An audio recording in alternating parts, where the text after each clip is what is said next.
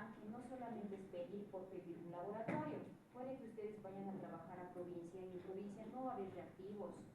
No es que va a venir mi paciente, ay, no sé qué es, ya pedirle todo. No. O sea, para eso su base fundamental de la medicina debería ser examen físico. Saber qué tiene mi paciente clínicamente para yo pedir esto, y sé que tal vez esto me va a salir positivo a esto y voy a llegar a una precisión diagnóstica. No es pedir todo por pedir. Entonces, acá su meta de laboratorio es saber para qué sirve, cuándo pedir y, o sea, más o menos tener una guía de que si yo estoy sospechando algo, pues este laboratorio me va a ayudar a confirmar mi sospecha. ¿Ok? Esa es la recomendación a futuro cuando ustedes sean médicos.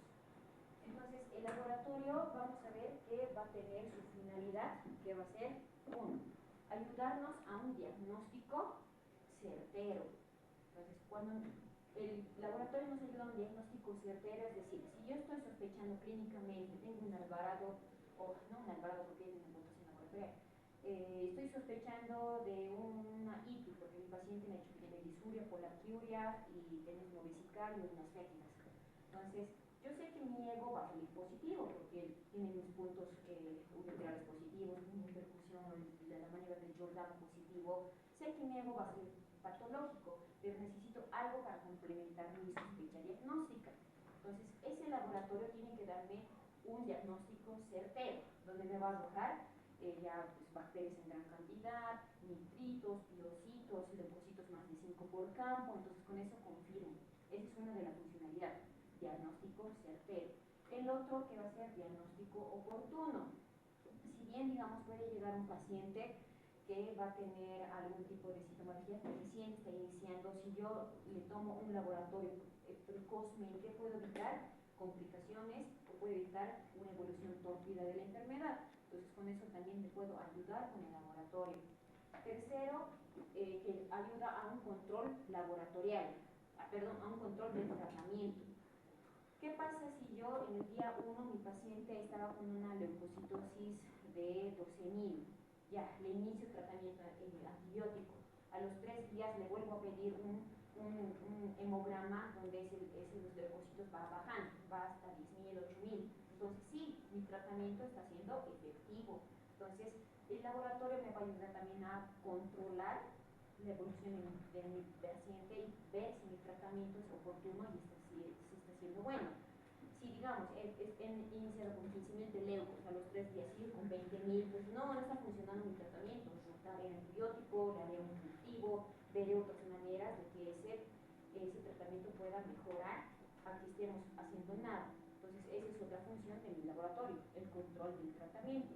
Y por último, la promoción y prevención, conocer factores de riesgo que tiene mi paciente, que puedo yo con el laboratorio más o menos indagar alguna patología que pueda tener y prevenir complicaciones futuras de la enfermedad.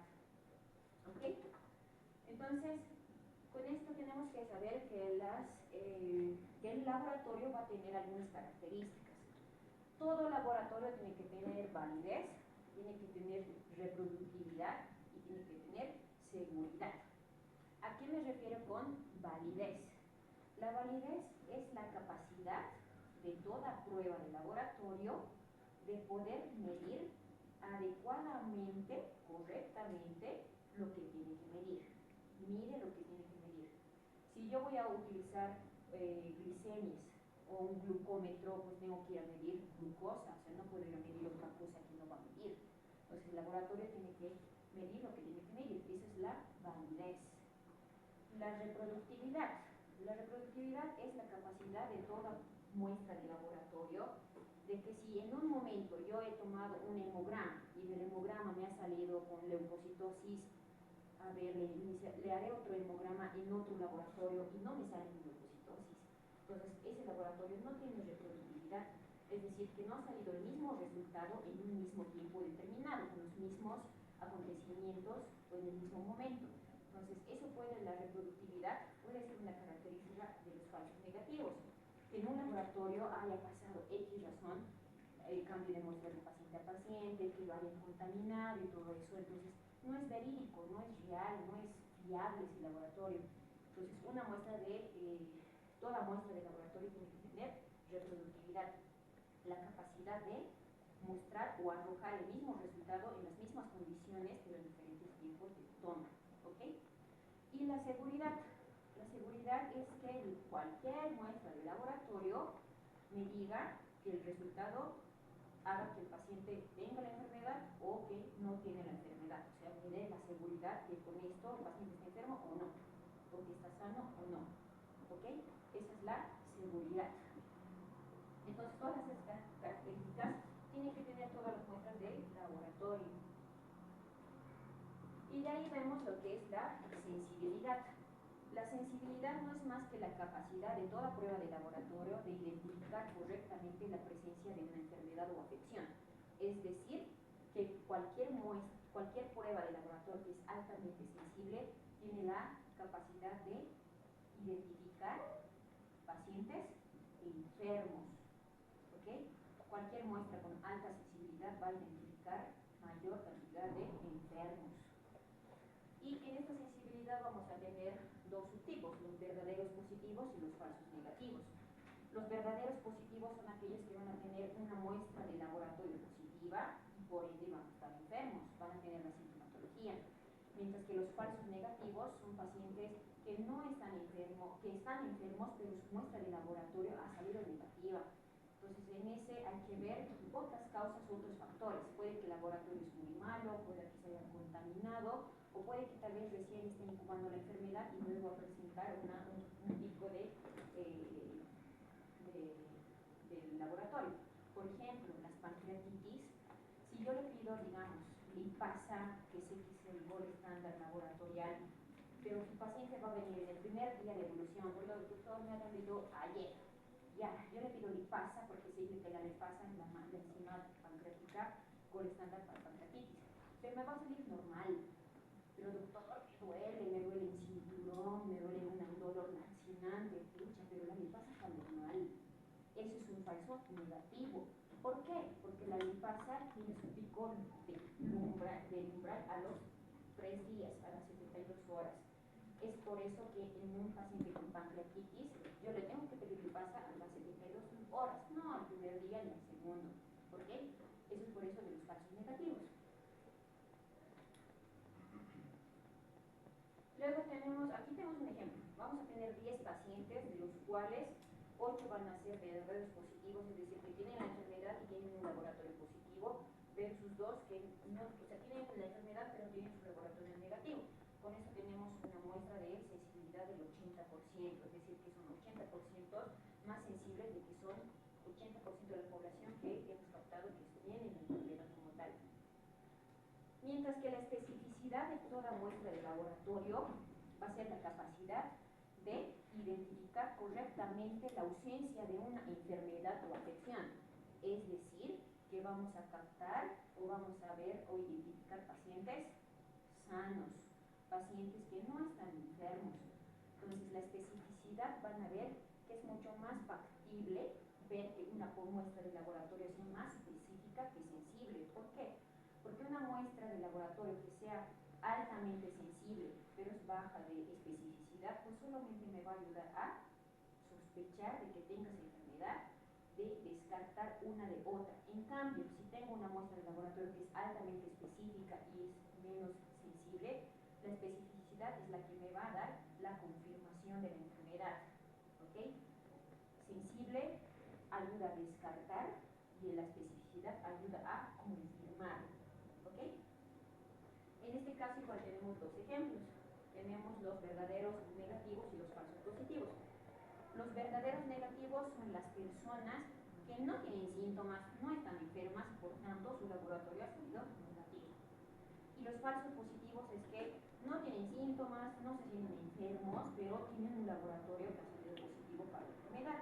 En ese caso puede ser que o recién esté incubando algún virus, algún agente que a la larga va a desarrollar sintomatología, o pacientes que hay que mantenerlos en observación y tal vez de aquí a un par de días tomarles otra vez una muestra de laboratorio para no perder los casos, porque puede que en ese momento mi paciente no ha estado sintomatológicamente con algún síntoma y por ende ha salido positivo, pero es mejor observar a los falsos positivos a lo largo del tiempo y así pues epidemiológicamente captar más que todo enfermos.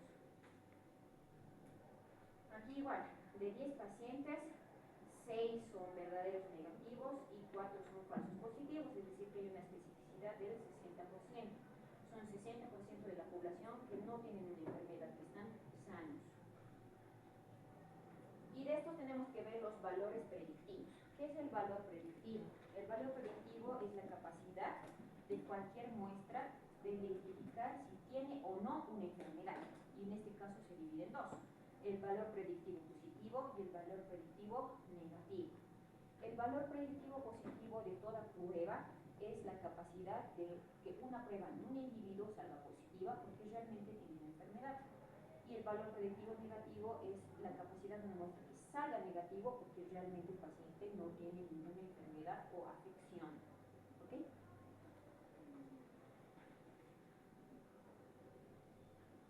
¿Copiaron?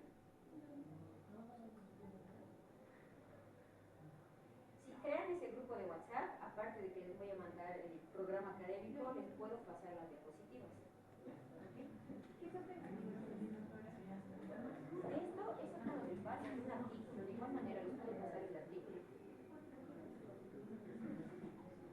Ahora, cuando nosotros elegimos una muestra o una prueba de laboratorio altamente sensible, uno, cuando vamos a hacer un screening o un cribado de todos los enfermos, o sea, me conviene a mí en mi promoción y mi prevención cuando ustedes avanzan en salud pública, pues es mejor captar la mayor cantidad de enfermos que de sanos, porque así yo puedo prevenir ya sea incidencias de enfermedades, epidemias, endemias. Por ejemplo, digamos, acá en Bolivia sigue habiendo tuberculosis, a pesar de que ya tenemos promoción, prevención, que la alimentación y todo eso, sigue habiendo casos de tuberculosis. Entonces, cuando ustedes vayan al SCDO, van a ver que uno de sus objetivos es captar pacientes con tuberculosis, porque es mejor captar que dejarlos por ahí. Entonces, una prueba de alta sensibilidad es mucho más factible para encontrar o captar la mayor incidencia de enfermos. Otra es ante enfermedades graves, donde no podamos perder los casos. Por ejemplo, en las enfermedades raras, me conviene a mí epidemiológicamente captar los casos o las enfermedades más raras para tener los datos epidemiológicos y saber si hay una incidencia de este tipo de enfermedad acá en nuestro departamento. Entonces, en ese caso sí utilizo pruebas de alta sensibilidad para captar más pacientes con esa afección. Luego tenemos enfermedades tratables, cuando se necesita detectar máximo número de casos de enfermedades en la población, o cuando realmente es los falsos positivos, es decir, pacientes que no tienen la enfermedad pero ha salido una prueba positiva. Por ejemplo, para no decirles, usted tiene tal enfermedad que tal vez para él va a ser muy sugestivo, muy psicológico, en que decirles que tiene una enfermedad, pero doctor, yo no me siento enfermo. Entonces, en este caso, sí necesitas utilizar una prueba de alta sensibilidad para no perder el caso, para mantenerlo tranquilo al paciente, para que el paciente no vuelva psicológicamente a alterarse de pensar que tiene una enfermedad cuando no se siente enfermo. Entonces, en ese caso, sí se requiere una prueba de alta sensibilidad. Una prueba de alta especificidad se va a requerir cuando la enfermedad es importante pero difícil de curar. Cuando exista un gran interés para conocer la ausencia de la enfermedad, en este caso los falsos negativos, un paciente, o los falsos positivos, un paciente que no se siente, o sea, no tiene la enfermedad, pero tiene una prueba de laboratorio positivo, entonces necesito verlo o observarlo en el tiempo por si va a desarrollar sintomatología o tal vez ha sido un error en el laboratorio. Entonces, en ese caso, para ayudar a confirmar realmente si tiene la enfermedad o no, se necesita estas pruebas de alta especificidad. De igual manera, los falsos positivos, cuando pues tengan algún tipo de trauma psicológico y no arrojarles que tienen una enfermedad cuando no se sienten enfermos. Y cuando necesitamos confirmar pruebas para pruebas diagnósticas. En este caso, si digamos una prueba me ha salido negativa, pues yo optaré por otra prueba de laboratorio que tiene mayor especificidad para realmente decirle al paciente que tiene o no esta afección. Y esto es igual, elegimos una prueba de alto valor predictivo para más que todo hallar o captar pacientes con la enfermedad. Acá, lo que les decía, esto, sí, esto es lo más importante.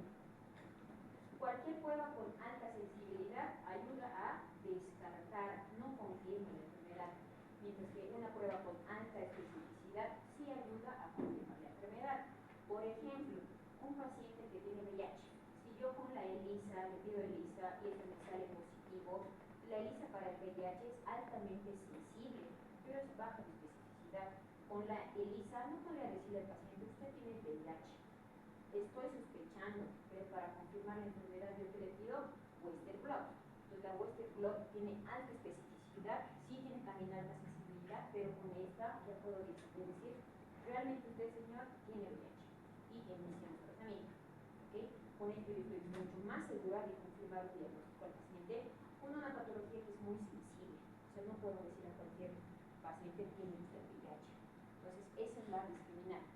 Sensibilidad simplemente nos va a ayudar a sospechar, a descartar una patología de otra, mientras que la especificidad nos ayuda a confirmar. ¿Ok? Ahora, vamos a tener fases de laboratorio. En el laboratorio vamos a tener 3 fases. La fase pre-analítica, la fase analítica y la fase post-analítica. ¿Alguien sabe qué es la fase pre-analítica?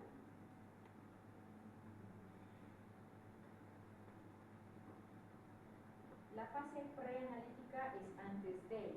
¿Qué hacemos antes? Cuando nosotros pedimos una solicitud de laboratorio, va a venir el personal de laboratorio. Esa es la fase preanalítica, desde que yo solicito el laboratorio, la ordencita, hasta que le realizan la función al paciente. Entonces, en esta fase preanalítica se dice que existen hasta 2/4 del margen de error de todas las muestras del laboratorio. Entonces, ¿por qué? En la fase preanalítica yo voy a ver primero identificación del paciente. Entonces, esto es importante. ¿Por qué? Porque si yo no identifico bien a mi paciente, porque ustedes cuando sean internos, pueden que el doctor o el de laboratorio les dé el tubo y les dan, toma tu tubo y tu jeringa, anda tomando la sangre. Entonces, ustedes tienen que ser, o sea, capos de ver y ir a ustedes, Pepito Pérez, sí, entonces yo saco porque mi orden dice Pepito Pérez. Y Pepito Pérez en la cama 5, allá no voy a la cama 5 y pincho al paciente que esté ahí, pero ¿qué tal si a Pepito Pérez va a caminar a la cama 8? Entonces no puedo ir a pinchar a un paciente que no es Pepito Pérez, entonces siempre tienen que identificar bien al paciente. A veces en la cama, en la cabecera, está un papel donde dice el nombre, fecha y todo eso. Pero muchas veces las enfermeras, por mucho ajetreo, no lo cambian. Puede que un paciente ya ha salido, otro ha entrado o salido, y la cartera de Pepito Pérez sigue ahí. Entonces, ustedes siempre tienen que verificar que el paciente sea el que realmente esté en la orden, ¿okay? Porque hay muchas fallas en ese tema, porque a veces hay confusión de muestras de un paciente a otro, ¿okay? Entonces, siempre tomar la muestra, y la muestra que ustedes van a llevar siempre tiene que estar rotulada. Cualquier muestra tiene que estar rotulada con el nombre completo, el tipo de muestra que es y la fecha. ¿Okay? Luego tenemos igual la venopunción. Esto va a depender del tipo de laboratorio que nosotros vayamos a solicitar. Entonces, el ayuno más que todo. 2 horas de ayuno como mínimo en pruebas inmunológicas o pruebas de coagulación. 6 horas como mínimo en pruebas renales o hepáticas. De 8 a 12 horas como mínimo para leucemias. Y 10 a 12 horas para perfil lipídico. Entonces, esto va a depender de la prueba que nosotros vayamos a tener o que vayamos a realizar en la toma de la muestra. Ahora, la venopunción más que todo se hace en la vena media basílica. ¿Por qué? Yo puedo tomar, aquí se ve bien la mediana o se ve bien la cefálica, pero ¿qué pasa? Que alrededor de la parte externa de mi brazo está mi paquete nervioso. Entonces, mi paquete vasculonervioso, igual están mis arterias y mis nervios. Y si yo no voy a tener una buena precisión de ir a funcionar y voy a ir a lesionar, pues ya se compromete el paciente. Entonces, siempre tomen la vena media basílica. Ahora, los tubitos, bueno, van a venir con una tapita de diferente color que tiene su funcionalidad. Los tubos que tienen la tapita roja no tienen ningún aditivo, es decir, no tienen ningún agregante, es un tubo como tal. Ese va a servir más que todo para uso de bioquímica, inmunológico y para muestras cambio, las de tubito amarillo sí tienen un aditivo, que es un gel separador, que ayuda a que la composición de las muestras de hormonas, niveles plasmáticos, marcadores tumorales no se altere. Los tubitos de tapa celeste igual tienen un aditivo que es un anticoagulante que es el citrato de sodio. Es igual, se ayuda para mantener las pruebas de coagulación normales sin una alteración. Luego tenemos los tubitos con la tapa lila, que estos van a servir para hematología, igual tiene un aditivo que es un anticoagulante. Los tubitos de la tapa verde pues son para bioquímico y igual tienen un aditivo que es la heparina. Y los tubitos de la etapa gris son para glicemia y su aditivo es un anticoagulante que es el fluoruro de sodio que mantiene la composición de la glucosa intacta. Esto de manera general para que ustedes conozcan. Desde el laboratorio no les engañen, ya tomar el tubito verde, tomar sangre nomás, no. Ahora, la fase analítica ya no nos compete mucho. La fase analítica es netamente para el personal de laboratorio, el que va a ir a analizar, el que va a ir a reportar. Entonces en esto ya no nos metemos mucho. En el caso de los cultivos, pues va a haber un crecimiento de 72 horas. O sea, en este ya no nos metemos mucho, no hay un margen de error como la preanalítica, donde se ve 2/4 de las partes que sí hay margen de error, acá no. Y después tenemos la fase posanalítica. En la fase posanalítica ya es la validación, la interpretación, la liberación y el informe y el resultado de nuestras manos. Doctor, aquí está. Entonces ahí esa va a ser la fase posanalítica, donde ya tenemos los resultados y nosotros vamos a ver si realmente es segura o no, si realmente me va a decir si es positiva para una enfermedad o es negativa para enfermedades. ¿Ok? Y por último, los conceptos claves que quiero que se nos mantengan. Alta sensibilidad, útil para descartar. Alta especificidad, útil para confirmar. El PPP y el PPM simplemente dependen de la prevalencia para ver si realmente es enfermo o no. No existen pruebas perfectas, siempre va a haber ese margen de error. Pero la interpretación de este laboratorio solo va a complementar mi clínica. Entonces la medicina básicamente es clínica. No solamente las apendicitis son que tienen hemiesis, las apendiculares y que el diagnóstico por estándar es la clínica. Yo creo que básicamente todas las patologías, si utilizo mi clínica, saco una buena anamnesis de información de mi paciente, puedo tener una impresión diagnóstica y solo el examen de laboratorio o de imagen a mí solo van a complementar mi diagnóstico. ¿Ok? ¿Tienen alguna pregunta o duda? ¿Ha quedado claro? No. O sea, es manera general, solo necesito que se aprendan esto y con esto va. Porque van a ver, laboratorio, sensibilidad 80%, especificidad 20%, ¿qué será esto? Pues ahora sí saben. Igual pasa lo mismo con ecografía. La ecografía, sensibilidad de 20, especificidad de 80, ya saben. Entonces la ecografía me va a ayudar a confirmar el diagnóstico. ¿Ok? La tomo y todas las fotos de imagen que tengan esto y de igual manera se finalizan. ¿Ok? Listo, chicos. Esa sería la clase de hoy de introducción. La próxima semana ya vamos a avanzar el tema de cultivos. Esa clase sí necesito que ustedes participen y que no se duerman. Así que esa sí va a ser participativa. ¿Ok? Y después les vamos a ver los clínicos de los laboratorios